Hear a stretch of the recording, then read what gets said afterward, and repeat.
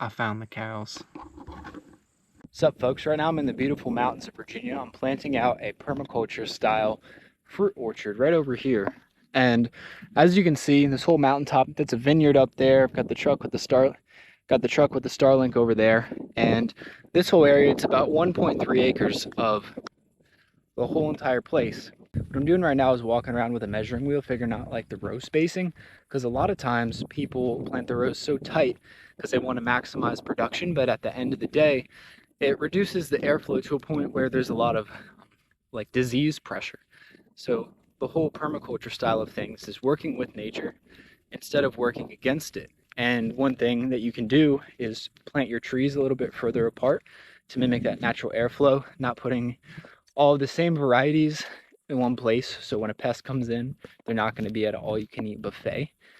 So that's what I'm working on right now, working with the terrain, mapping out the contour and everything like that. Going to come back another time and do all that when it's getting closer to the time to plant, and just coming up really with a material list. It's such a beautiful place. I'm barefoot stepping on all of these briars. It's actually not a lot relative to how big, this 50-acre property is. The cows have really kind of manicured this land to the point where it doesn't need a whole lot. It's pretty fertile. There's some like silvergrass or whatever you'd want to call it. But so the orchard's going to be here all the way up into the edge of the property line.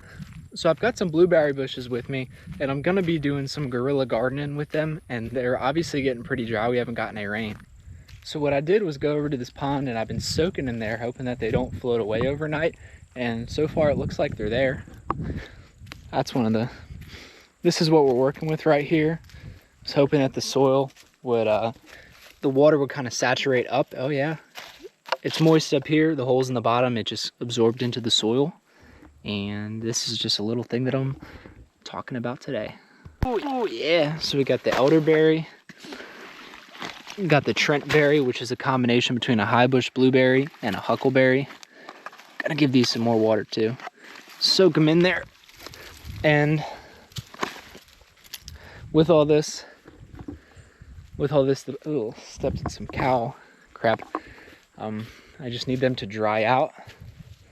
So when I leave here and I put them in my truck bed, they are not, they're just not all wet. Can't carry wet plants in the back of the truck that I sleep in. That's just wrong. And I've already been working on getting rid of mold. Wet don't help mold. It's a beautiful property that I'm on. It's 50 acres. The design process is kind of tricky. Trying to figure out what makes financial sense, what provides good results. You can do high density planting, and then you got to worry about like airflow. You can put them really far apart, and then it kind of just gets expensive. Like all that silvergrass up there is a sign that that area needs some lime. The land is not very fertile. It only grows in areas where the land's not fertile. I think it's because the cows haven't been grazing up there. All the areas where the cows have been grazing, there's very, very little of it. Whoosh, don't want to step there. So with the vineyard on the right, they didn't prioritize weed suppression, so the grass grew up around it, and it caused a lot of them to start to die off because there's no lights getting to the plant. The grass is taken over, and it's not holding moisture. So the plan is to plant something like that, but have it work really, really well.